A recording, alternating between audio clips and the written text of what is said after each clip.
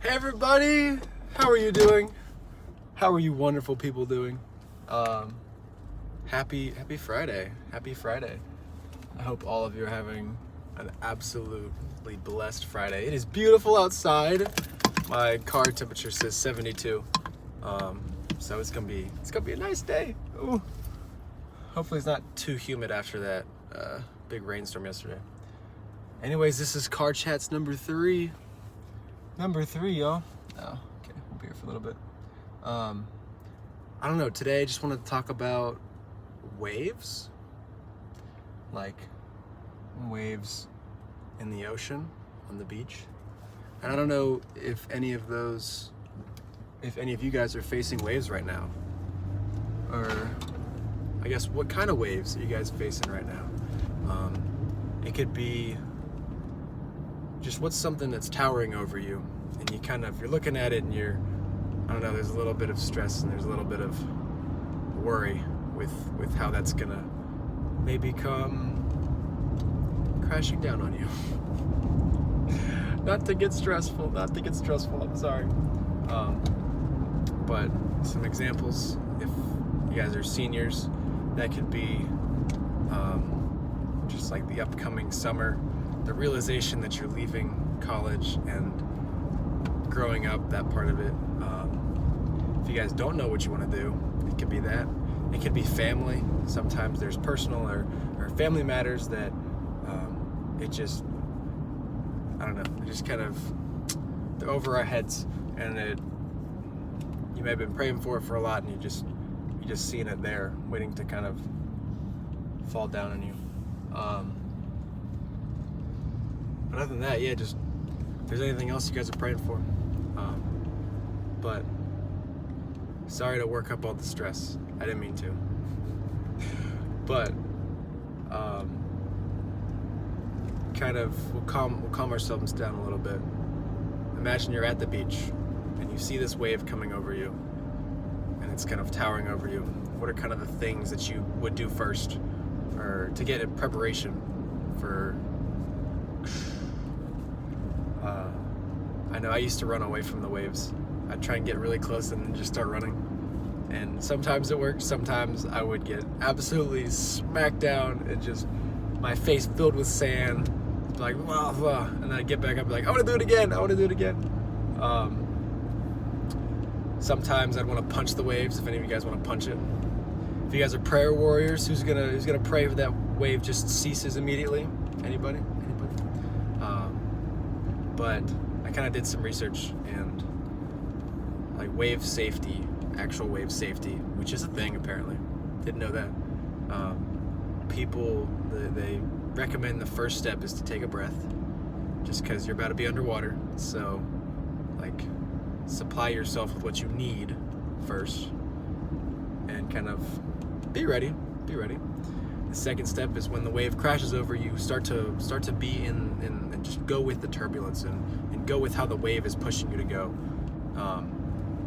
You're not trying to fight it. You're just kind of waiting until it's over.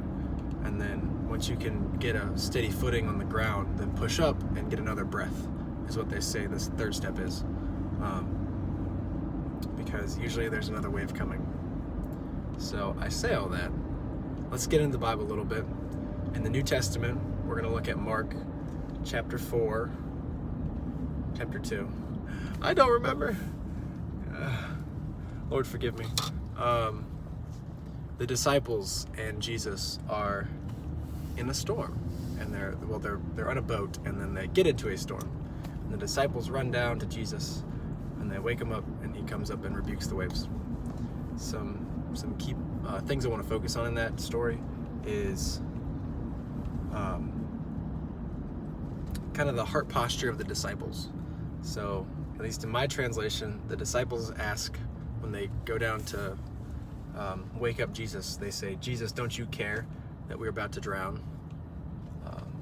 And that, I don't know, that question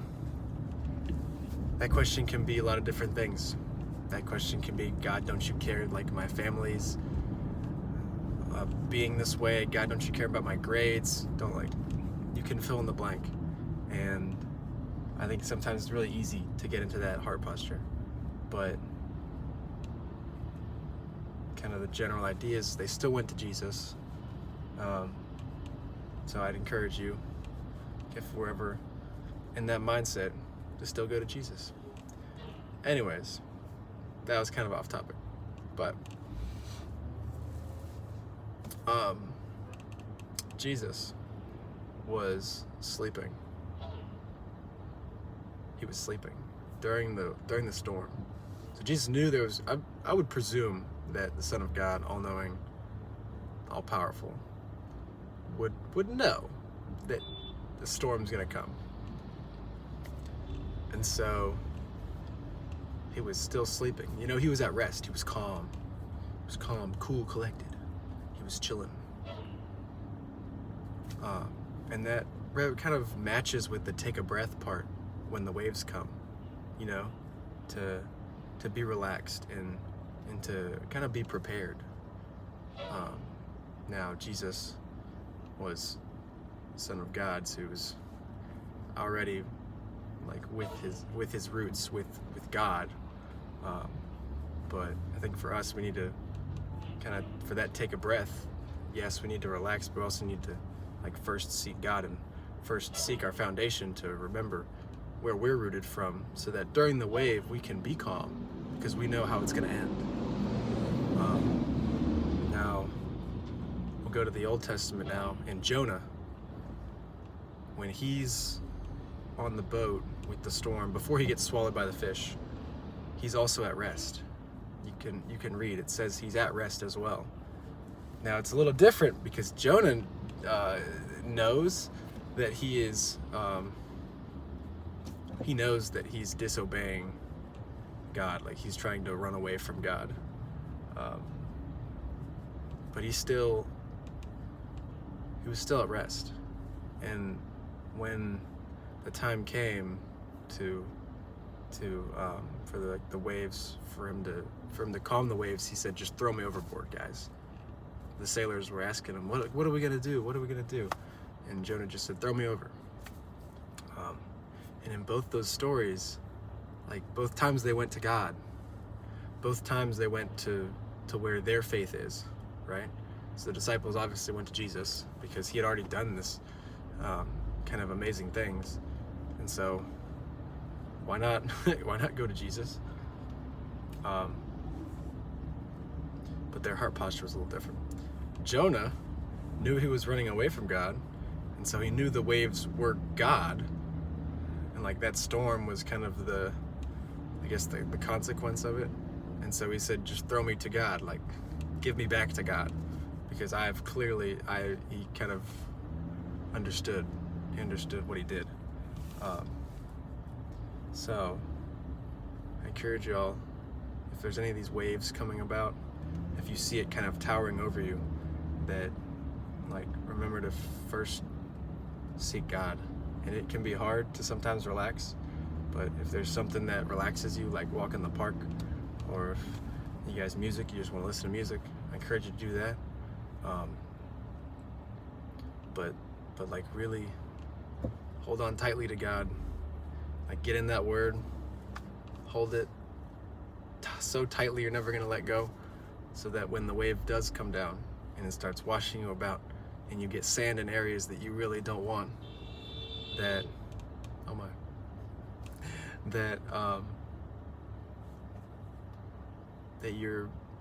you're there, you're with God, you're strong faithed in who's got you.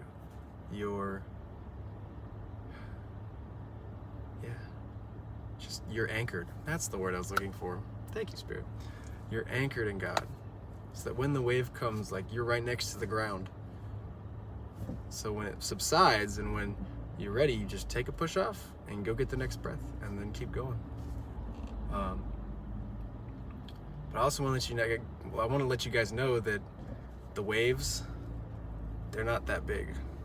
The devil sometimes will just heighten those waves just so you fear, just so you have worry. But they're not that tall. And in the end, waves are just water. So I want you guys to really just ask God to kind of reveal the wave, the true wave, that it's not this big thing that's being that's towering over you, it's not gonna take over all your fears and worries, but that it's just another step with God. It's another kind of leap of faith with God. Like, hey, you can't pull me from God. Like, I'm a son or daughter forever, and ain't nothing gonna take that from me. Yeah. Waves, guys. I'm gonna pray for y'all too, that like any of those waves, that they cease, or that when they flow over you, that you guys really do stay rooted and anchored into that word, into that loving Father. Yeah, much love to you guys too, because I know some of you've been through pretty tough waves, and you're still here. I think many of you can attest to that, is that about the waves and about these struggles and challenges. So I do encourage you to just kind of keep going, y'all. If you guys need any prayer, please do reach out. Love to pray for y'all.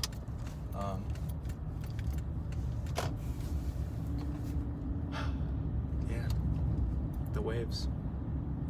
Yeah, I'm gonna park so that I can end this without driving. But again, if you guys have any other suggestions for like ideas to talk about, or if the Spirit really puts something on your heart and you're like, oh nope, okay, I won't go that way, I will go over here. If the Spirit really puts something on your heart, do let me know. I'd love to hear about it. I know in the coming weeks I'm going to talk about the Sabbath a little bit. Might have a guest speaker. I know in a couple days we're going to have guests. We're going to have guests on here. Car Chats 3, well, Car Chats 4, I guess it'll be. So y'all stay hyped for that. But yeah, Car Chats 3, waves. They're gonna wash right over you guys. They're all just gonna wash right over you. All that fear is just gonna, and you're gonna be like you're a son and daughter of God. Like God has power over the waves. Like Jesus, he told them to cease. He said, "Stop! I rebuke the waves," and they stopped. And God's given you that same power. So you've got power, guys. Yes, God is almighty and all powerful, but He's given you some of that you might have power to take control and to have authority over those waves, over that fear, over that stress. And if not, then just give it to God.